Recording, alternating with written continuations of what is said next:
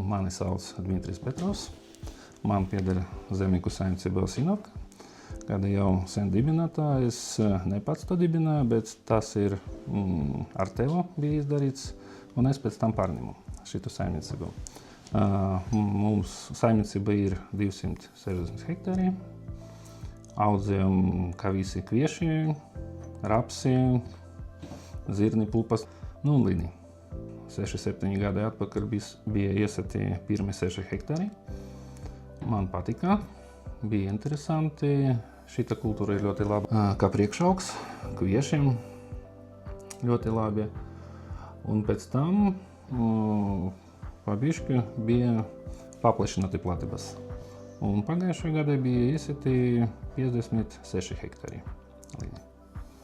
Pirmo gadu bija visinteresantākais gads, tāpēc, ka tu nezini, kā novākšana būs notiek. Un, protams, ka pirmie 6 hektāri bija grūti novākt, tāpēc, ka pieredze nav, ko darīt, kādā augstumā viņu kultu. Kuļu ilgi šito lauku. Bet pēc tam prakse un uz priekšu. Vieglāk un vieglāk ar katru gadu. Vienkārši prakse. Es domāju, ka paplašināšu, apmēram 90-100 hektāru. Apmēram tādā apjomā būs.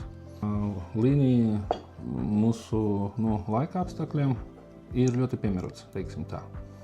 Tas ne kaut kāda egzotika. Viņš agrāk bija ļoti izplatīts Latvijā un kāpēc ne? Pamēģināju. Man patika. Tehnoloģija ļoti vienkārša, man liekas. Es izmantoju vispār bezaršanas tehnoloģiju. Arklama nav. Diskošana un sešana.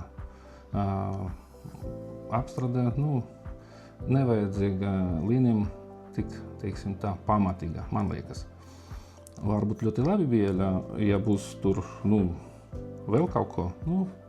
Man liekas, ka tas ir pietiekoši. Pēc minerālmēsliem, kāda ir tirgus?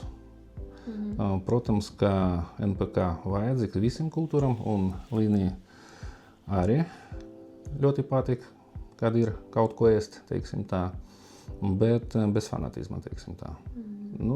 Nezinu, fosfors apmēram tur kaut kādi tirveida varbūt 20-30 kg, kalī bišķi vairāk varbūt 30-40 kg uz hektāru. Un slāpekļi viņam nevajag tik daudz. Var izdarīt viņam slikti, teiksim tā, ar slāpekļi. Karbamīds arī var uzreiz pirms sējas, pirms kultivācija, teiksim tā. Un visa sezona laikā mēs neko vairāk nedām. Aizsardzībā, mums vispār ļoti daudz dažādu herbicīdu un, teiksim tā, ir priekšlīnijam. Ja? Bet izmantojam, MCP bija izmantots pagājušajā gadā, kaut kādi liminicīdi tur bija arī, teiksim tā, Centurions vai kaut ko. Elementi ir, un viņi, man liekas, viņam ir vajadzīgi cink, mangans, varš. Pēc savas pieredzes es pamanīju, ka pagājušajā gads bija ļoti daudz ūdeni bija. Līnijam vairāk patīk, kad laika apstākļi ir sausi, teiksim tā, kad ir sauss. Viņš ļoti labi pārnesa šitu sausumu. Un tad rezultāts ir labāk. Ka šī ekonomika, es domāju, tāpēc, ka netik lieli ieguldījumi. Un rezultāts iespējami būtu labs, teiksim tā. Tā. Un skaisti.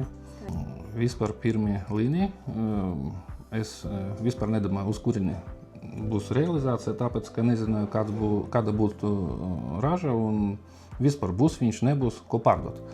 Pēc tam, kad sanāca audzēt kaut ko, protams, jāpārdot viņu.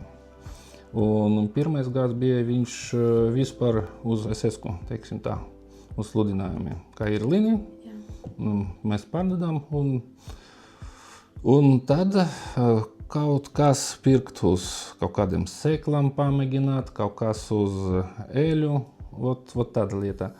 Pēc tam mēģinājām pārdot iecavniekam un gandrīz katru gadu kaut ko pārdodam viņam. Vēl uz Lietuvu kaut ko bija pārdots, nu tā, ar realizāciju bija grūti. Ja būs labāk ar realizāciju, es domāju, ka daudzi viņu audzē. Nu, vienkārši jāmēģina. Pēc tam jāskatās, patīk, nepatīk, turpināt, neturpināt. Nu, tāda, es domāju. Katra saimniecība, es domāju, nav tik 100% veiksmīgi šitie hektāri. Un nav tik grūti atrast kaut kādas 2, 3, 5 hektārus un pamēģināt. Nu, tu neko neterē, teiksim tā. Ja būs labi, nu, brīnišķīgi.